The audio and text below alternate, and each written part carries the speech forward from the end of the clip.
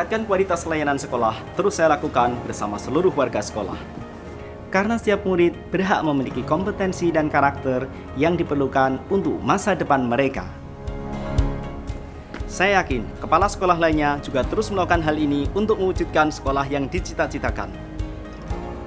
Untuk mencapai tujuan tersebut, berbagai program, alat bantu, platform, dan inisiatif Merdeka Belajar telah tersedia untuk membantu kita menerapkan kerangka berpikir dalam meningkatkan layanan.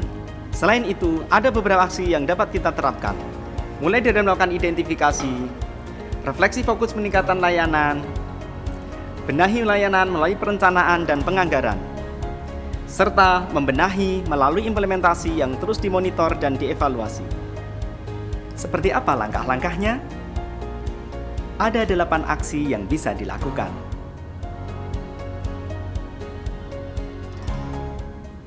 Sebagai langkah awal, untuk dapat memahami kondisi layanan sekolah, kita perlu mengumpulkan data. Kita bisa memulainya dengan mengikuti asesmen nasional, agar sekolah memiliki sumber data utama dalam rapor pendidikan.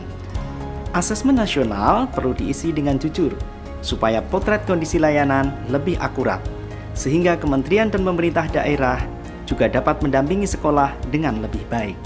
Tidak hanya melalui asesmen nasional, kita juga bisa mengumpulkan data melalui hasil refleksi rekan guru, umpan balik orang tua murid, observasi kelas dan lingkungan belajar, atau bentuk data lainnya. Bapak Ibu, data yang terkumpul ini dapat dimaknai bersama warga sekolah termasuk pengawas untuk memahami apa saja hal-hal yang sudah baik dan yang perlu ditingkatkan.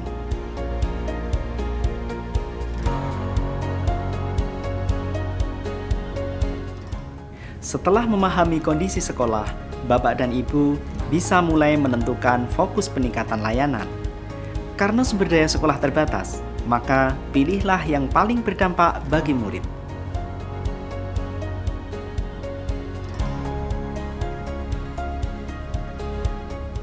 Kemudian, sekolah bisa melakukan perencanaan dan penganggaran dengan lebih detail, mulai dari menyusun perencanaan pembelajaran dengan menggunakan kurikulum Merdeka. Dengan kurikulum Merdeka, sekolah bisa merancang kurikulum satuan pendidikan yang sesuai kebutuhan peserta didik. Rencana pembelajaran selama 1 tahun kemudian dapat dituangkan dalam kalender akademik yang akan menjadi acuan bagi seluruh warga sekolah. Selain itu, kita perlu memetakan kebutuhan peningkatan kompetensi pendidik dan tenaga kependidikan, agar seluruh tim kita juga dapat bertumbuh dan berkembang, sehingga dapat menjalankan rencana peningkatan layanan seperti yang sudah direncanakan. Setelah kita menyusun perencanaan pembelajaran dan peningkatan kompetensi pendidik dan tenaga kependidikan, waktunya merekap seluruh rencana program dan kegiatan menjadi rencana kerja tahunan atau RKT. Untuk rencana yang membutuhkan biaya dapat dianggarkan dalam rencana kegiatan dan anggaran sekolah atau RKAS. Di tahun ajaran baru, kepala sekolah bersama seluruh warga sekolah mengimplementasikan rencana yang sudah disusun. Pendidik dan tenaga kependidikan juga bisa terus mengembangkan dirinya dengan memanfaatkan berbagai komunitas belajar atau belajar mandiri melalui platform Merdeka Mengajar.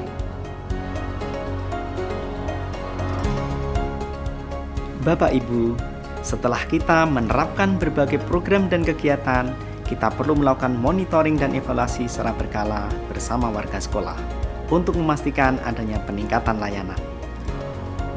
Kita juga perlu berhenti sejenak untuk melakukan refleksi dan mengambil pembelajaran, melihat kembali apakah strategi yang dilakukan sudah efektif untuk mencapai tujuan. Jika Bapak dan Ibu merasa ada strategi yang perlu disesuaikan atau bahkan diubah, Bapak Ibu bisa segera melakukannya. Perubahan dan penyesuaian dalam perencanaan adalah hal yang wajar. Jadi, jangan khawatir ya Bapak Ibu.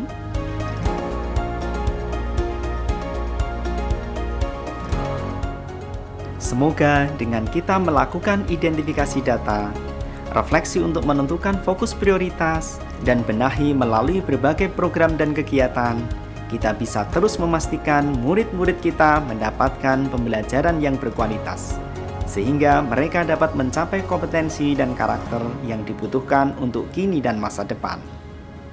Bapak Ibu, ini bukan tentang seberapa jauh atau cepat perubahan terjadi. Yang terpenting, mari selangkah demi selangkah bersama tingkatkan kualitas layanan satuan pendidikan secara berkelanjutan.